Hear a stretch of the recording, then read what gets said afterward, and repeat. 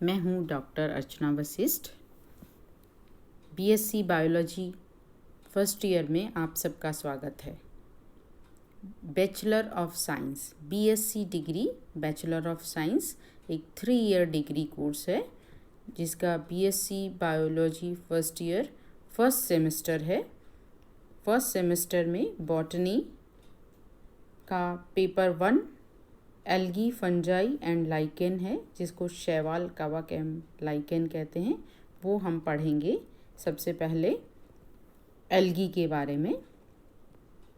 Botany जो शब्द है वो बोटेन शब्द से बना है, जो कि ग्रीक भाषा का शब्द है, और ग्रास, पैस्चर, फॉडर इन शब्द के लिए इस्तेमाल होता था बॉटनी। और बोटेन से जो शब्द बना है, इंग्लिश वर्ड बना है ये बॉटनी, वाई लग के इसमें बॉटनी बन गया बोटेन से। ऐसे ही एल्गा शब्द एक लैटिन शब्द है जिससे एल्गा सिंगुलर है और प्लूरल है एल्गी। तो एल्गा से बना है एल्गी, जो कि लैटिन वर्ड है। एल्गा का मतलब है समुद्री खरपतवार। तो बॉटनी और एल्गी ये ग्रीक भाषा और लैटिन भाषा के शब्द हैं। ग्रीक भाषा बहुत ही प्री हिस्टोरिक भाषा है और बहुत एंशियंट भाषा है, जो आज तो डेड है, आज बोली नहीं जाती है। और उसके बाद लैटिन भाषा आई। ग्रीक भाषा के बाद लैटिन भाषा आई है। लैटिन भाषा भी आज डेड भाषा है, ये नहीं भूली जाती है। लेकिन क्योंकि पहले इनमें काफ़ी लिटरेचर लिखा गया है, बहुत सालों तक ये काम में ली जाती थी ग्रीक भाषा, तो उसमें काफ़ी लिटरेचर है। और आज बहुत सारे जो शब्द हैं हमने यूँ के तो वहाँ से ही ले लिए हैं। जो टेक्निकल टर्म्स हैं वो एज इट इज़ उसी भाषा से ली हैं। तो ये जो शब्द हैं एज इट इज़ ले लिए हैं, या उनका ओरिजिन है जो उससे व्युत्पन्न हुए हैं, वो शब्द ग्रीक भाषा से हुए हैं। और उसके बाद लैटिन भाषा से भी बहुत सारी जो साइंटिफिक टर्म्स हैं वो ओरिजिन हुआ है। संस्कृत भाषा भी ऐसे ही ग्रीक भाषा के समय की है या उससे भी पुरानी है, लेकिन संस्कृत भाषा अभी तक जिंदा है, मृत भाषा नहीं है। फादर ऑफ बॉटनी थियोफ्रेस्टस को कहते हैं। थियोफ्रेस्टस एक यूनानी फिलोसोफर थे, बायोलॉजिस्ट थे, बॉटनिस्ट थे, जोलॉजिस्ट थे, फिजिसिस्ट थे, और जाने क्या क्या थे, म्यूजिशियन थे, ये पॉलिटिशियन थे। इनका सब चीज़ों पे, सब क्षेत्रों में दखल था, हर टॉपिक पे ये नॉलेज थी इनकी। और इन्होंने जो किताब लिखी बहुत ही फेमस, हिस्टोरिया प्लेंटेरम, उसके 9 वॉल्यूम्स हैं जो ग्रीक भाषा में लिखे थे। उसमें उन्होंने बहुत सारे प्लांट्स का वर्णन किया है। 500 प्लांट्स का वर्णन इसके अंदर करा है डिटेल में। तो लगभग 1700 साल तक ये इसी में रही, ग्रीक भाषा में रही। उसके बाद ग्रीक भाषा का जब यूज़ ख़त्म हो गया तो लैटिन भाषा में इसका ट्रांसलेशन हुआ 1483 में। और लैटिन भाषा भी बाद में मृत हो गई है। और उसके बाद 1916 में इंग्लिश भाषा में इसका ट्रांसलेशन हुआ हिस्टोरिया प्लांटेरम का, जो उसका बुक का नाम है इंक्वायरी इनटू प्लांट्स। तो Historia Plantarum and inquiry into plants एक ही किताबें हैं। हिस्टोरिया प्लांटेरम ग्रीक लैंग्वेज में है, जबकि inquiry into plants English language में है। तो ये थियोफ्रेस्टस की लिखी हुई किताबें हैं जिसमें उन्होंने प्लांट्स का वर्णन किया है। उसमें प्लांट्स को इन्होंने 3 भागों में क्लासिफाई किया है: ट्रीज, श्रब एंड हर्ब्स, वृक्ष, शुप एवं शाक। तो ये है थियोफ्रेस्टस, फादर ऑफ बॉटनी। उसके बाद ये, क्योंकि ये इनका काल था 272 से 287 BC, before common era, before Christ. और उसके बाद जो 16वीं शताब्दी में माइक्रोस्कोप का आविष्कार के बाद जो प्लांट्स का जो अध्ययन है वो बहुत ज़्यादा विस्तार से होने लगा और बहुत बारीकी से होने लगा। और उसके बाद बहुत सारे वैज्ञानिकों ने इस पे काम किया है और बहुत सारी किताबें लिखी हैं और बहुत सारा योगदान है। लेकिन उनमें सबसे अधिक योगदान जो है वो कैरोलस लिनियस का है, जिनको फादर ऑफ मॉडर्न बॉटनी भी कहते हैं और फादर ऑफ टेक्सोनॉमी भी कहते हैं, क्योंकि इन्होंने बाइनोमियल नॉमेनक्लेचर दिया था, जो द्विनाम पद्धति है, वर्गीकरण इन्होंने दिया। वर्गीकरण में द्विनाम पद्धति का उपयोग किया और एनिमल्स का क्लासिफिकेशन भी और प्लांट्स का क्लासिफिकेशन भी इन्होंने किया है। और बहुत सारी इन्होंने किताबें लिखी हैं, 20-25 किताबों से भी अधिक किताबें इन्होंने लिखी हैं। उनमें से कुछ फेमस किताबें हैं सिस्टेमा नेचुरी जो 1735 में आई, जेनेरा प्लेंटेरम जो 1737 में आई है, और उसके बाद है स्पीशीज़ प्लेंटेरम ये 1753 में आई है। इस और सिस्टेमा नेचुरी का जो 10th एडिशन है वो 1758 में आया है। तो इस तरह से इन्होंने बहुत सारी किताबें लिखी और उसमें बहुत प्लांट्स का जो क्लासिफिकेशन, नॉमेनक्लेचर और उनके बारे में वर्णन किया है। तो इसलिए इनको फादर ऑफ मॉडर्न बॉटनी भी कहते हैं। ये एक स्वीडिश बॉटनिस्ट थे। इंडिया में प्लांट्स का क्या लिटरेचर है, तो इंडिया में अथर्ववेद हैं जो सबसे पुराने संस्कृत भाषा का जो साहित्य है, उसमें पौधों के बारे में वर्णन है। स्पेशली शुरू में जो भी पौधों के बारे में वर्णन होता था, शुरुआत में जो वर्णन हुआ वो मेडिसिनल इम्पोर्टेंस के जो प्लांट्स थे उनका वर्णन किया गया है। और बाद में सूक्ष्मदर्शी के आविष्कार के बाद बाकी दूसरे प्लांट्स का भी, सभी प्लांट्स का वर्णन किया है।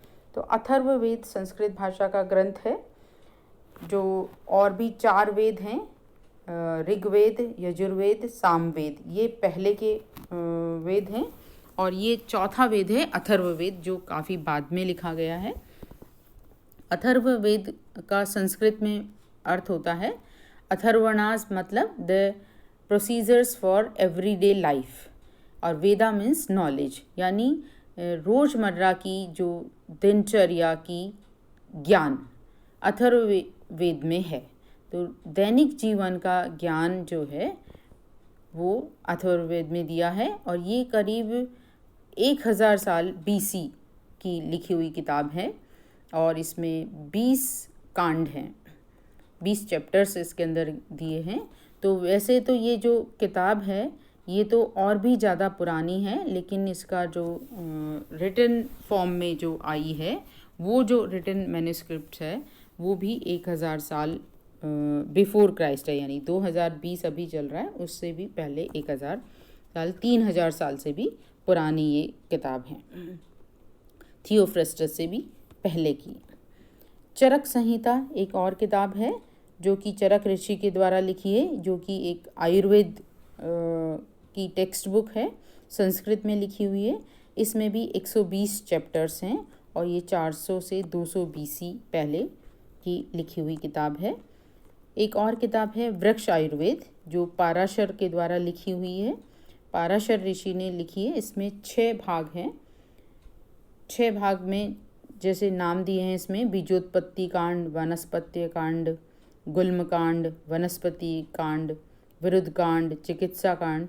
तो इसमें इन्होंने पूरा जो बीज कैसे उत्पन्न होता है, प्रोटोप्लाज्म का कैसे बना, फर्स्ट प्रोटोप्लाज्म कैसे आया, और फूल वाले पौधे और जो क्रिप्टोगेम्स हैं जिनमें छिपे हुए फूल होते हैं वो पौधे, लताओं के बारे में अलग हैं। इस तरह से अलग अलग उन्होंने खंड बनाए हैं। जैसे इनको कांड कहा है, जैसे रामायण में होता है बाल कांड, सुंदर कांड, इस तरह से अलग अलग एक ग्रुप है। और हर एक कांड के अंदर फिर चैप्टर्स हैं। जैसे बीजोत्पत्ति कांड है, उसमें 8 चैप्टर्स हैं। बीजोत्पत्ति सूत्राध्याय, भूमि वर्गाध्याय, वन वर्गाध्याय, वृक्षांग सूत्राध्याय, पुष्पांग सूत्राध्याय, फलांग सूत्राध्याय, वृक्षांग सूत्राध्याय, इस तरह से हम देखते हैं कि इसमें भी उन्होंने विस्तृत रूप से वर्णन करा था। वन वर्गाध्याय है जिसमें 14 प्रकार के वनों का वर्णन है। वृक्षांग सूत्राध्याय है, इसमें पूरी फिजियोलॉजी का वर्णन है, जिसमें photosynthesis, transpiration, respiration, ascent of SAP इत्यादि का वर्णन करा है। तो विस्तृत अध्ययन हमारे जो भारतीय इतिहास है उसके अंदर भी देखने को मिलता है। संस्कृत भाषा का जो साहित्य है उसमें है। उपवन विनोद, ये भी शारंगधर ऋषि के द्वारा लिखी है, संस्कृत भाषा का साहित्य है। उसमें कृषि, बागवानी, वर्गीकरण इत्यादि के बारे में विस्तृत वर्णन किया हुआ है। 12वीं शताब्दी की किताब है ये। सुश्रुत संहिता भी 12वीं 13वीं शताब्दी की किताब है, जिसमें सुश्रुत ऋषि ने लिखी है ये। उसमें मेडिसन और सर्जरी के बारे में लिखा है। तो मेडिसिनल प्लांट्स के बारे में इसके अंदर लिखा हुआ है। तो इस तरह से हम देखते हैं कि जो ये इतिहास हम क्यों देख रहे हैं, क्योंकि इतिहास से हमें ये पता चलता है कि हम कहाँ थे और हम कहाँ आ गए हैं। हम किस जगह थे और कहाँ तक हम आ गए हैं, टेक्नोलॉजी में हम कहाँ थे और कैसे हम आगे बढ़े हैं और कैसे हम और आगे बढ़ सकते हैं। तो इसका हमें ज्ञान होता है। क्या कल्चर थी, संस्कृति कैसी थी, कितना हमारा ज्ञान था, हम कैसे थे और आज हम किस स्थिति में हैं, ये सब हम इतिहास से जान सकते हैं।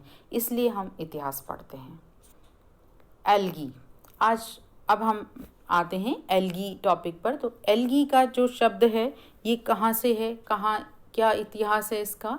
एल्गी का जो शब्द है वो भी लैटिन भाषा से आया है। अभी हमने पहले पढ़ा, जो कैरोलस लिनियस हैं, इन्होंने सबसे पहले एल्गी शब्द को दिया था। उनकी जो पुस्तक है स्पीशीज़ प्लेंटेरम में, उसमें सारे प्लांट्स को, जो लिविंग प्लांट्स हैं, प्लांट किंगडम है, उसको 24 ग्रुप्स में डिवाइड किया है। तो जो लास्ट ग्रुप है 24वां, उसमें क्रिप्टोगेमिया नाम से ग्रुप बनाया है। 24वां ग्रुप जो है, लास्ट ग्रुप है, क्रिप्टोगेमिया है। बाकी जो सारे 23 ग्रुप हैं वो जो फ्लावरिंग प्लांट्स हैं उनके ग्रुप्स हैं। तो क्रिप्टोगेमिया में उन्होंने 4 ऑर्डर में फिर उसको डिवाइड किया है।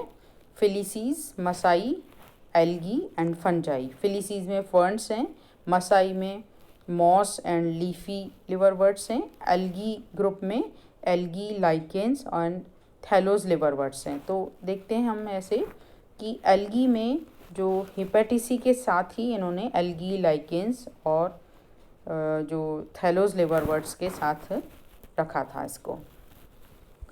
तो ALD ज्यूसू ने 1789 में इनको अलग किया ब्रायोफाइटा से। जो लिनियस ने जो ग्रुप बनाया था एल्गी का ग्रुप, उसमें ब्रायोफाइट्स को भी शामिल करा था।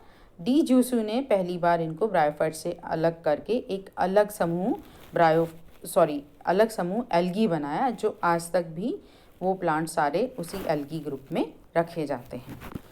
एल्गोलॉजी कहते हैं स्टडी ऑफ एल्गी को, और फाइकोलॉजी भी कहते हैं स्टडी ऑफ एल्गी को, क्योंकि फाइकोलॉजी जो शब्द है फाइकोस से बना है, ग्रीक भाषा का ये शब्द है। फाइकोस का मतलब होता है सीवीड, और एल्गोलॉजी जो एल्गा शब्द लैटिन भाषा से बना है उसका मतलब भी होता है सीवीड। तो एल्गोलॉजी या फाइकोलॉजी यानी स्टडी ऑफ एल्गी। संस्कृत में एल्गी को कहते हैं शैवाल।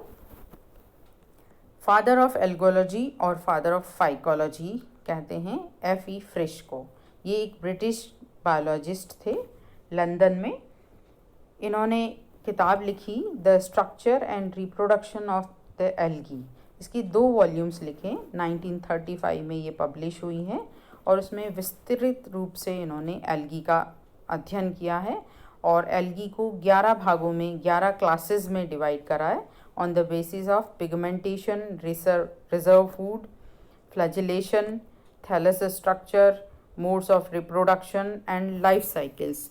तो इन्होंने बहुत ही विस्तार पूर्वक उनका पिगमेंट के बारे में, रिजर्व फूड के बारे में, फ्लैजिलेशन, उनकी थैलस की संरचना, रिप्रोडक्शन, लाइफ साइकिल, सभी के बारे में बहुत ही विस्तार से वर्णन किया है, और इसीलिए उनको हम एल्गोलॉजी के पिता या शैवाल के पिता के रूप में जानते हैं। Father of Indian algology. India में जो एल्गोलॉजी का शैवाल के अध्ययन की जो नींव डाली थी वो एमओपी अयंगार ने डाली थी।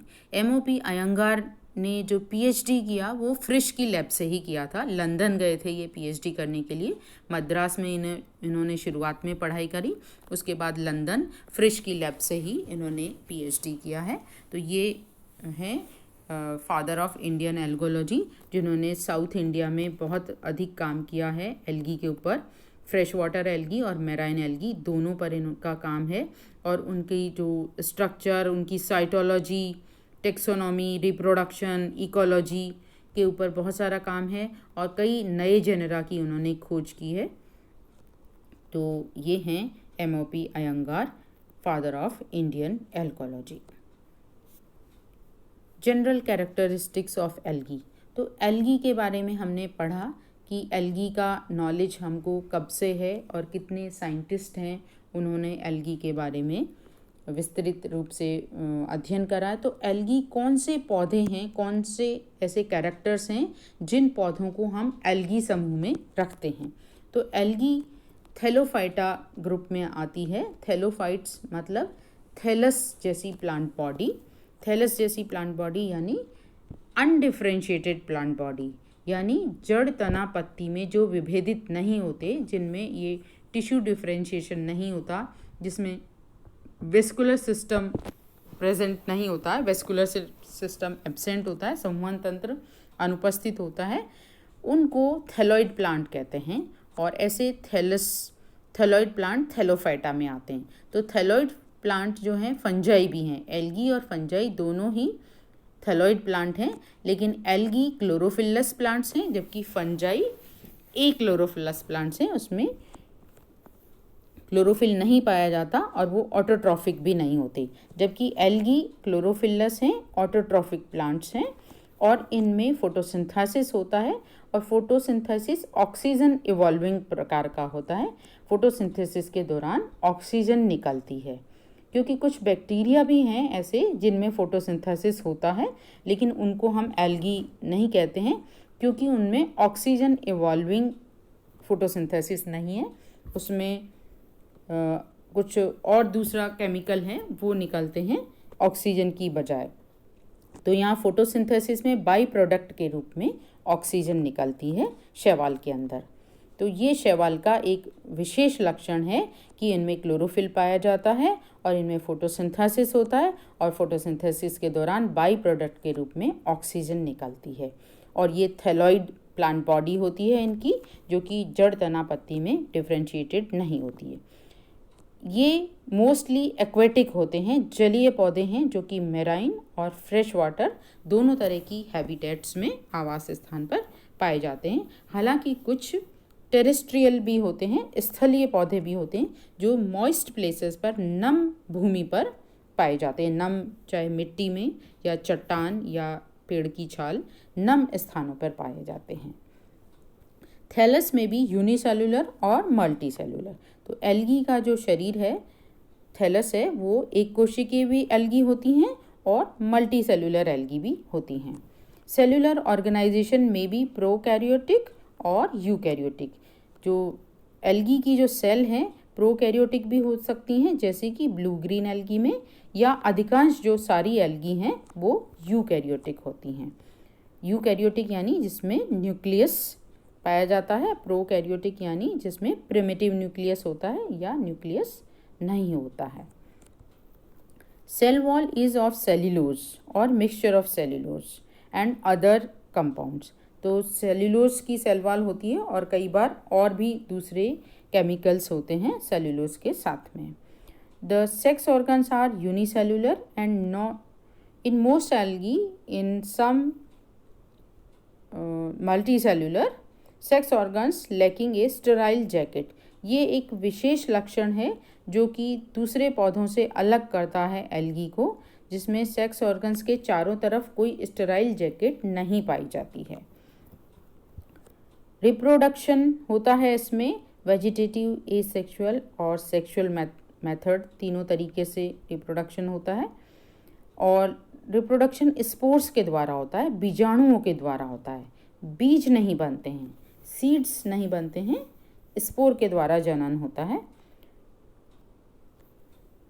Water is essential for fertilization, fertilization के लिए जल आवश्यक होता है। Embryo is not formed, embryo नहीं बनता है। इसका मतलब जो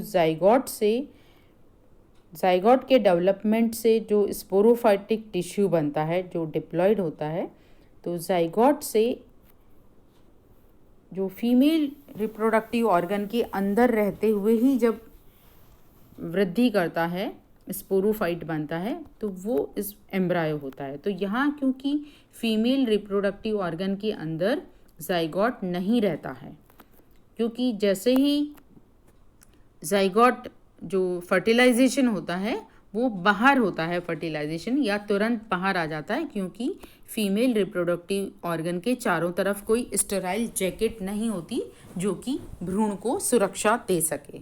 तो भ्रूण को सुरक्षा देने की स्टेराइल जैकेट नहीं है, इसलिए भ्रूण भी नहीं बनता है यहाँ पर एल्गी में।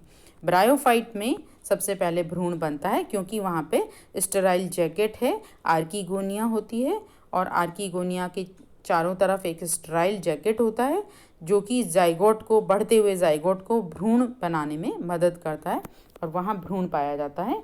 एल्गी में भ्रूण नहीं मिलता है, क्योंकि वहाँ सेक्स ऑर्गन्स के चारों तरफ स्टेराइल बंध आवरण नहीं होता। Majority of algae are gametophytic, gametophytic phase is dominant and sporophytic stage is reduced. जो गेमेटोफिटिक स्टेज है, हैप्लॉइड स्टेज है, हैप्लॉइड फेज है, वही डोमिनेंट होती है ज़्यादातर एल्गी के अंदर। इसमें ऑल्टरनेशन ऑफ जनरेशन स्पष्ट रूप से पाया जाता है। एक बार गेमेटोफिटिक स्टेज आती है, उसके बाद स्पोरोफिटिक स्टेज आती है, और लेकिन कभी भी यहाँ स्पोरोफिटिक स्टेज है वो गेमेटोफिटिक पे आश्रित नहीं होती है, जैसा कि ब्रायोफाइट्स में होता है।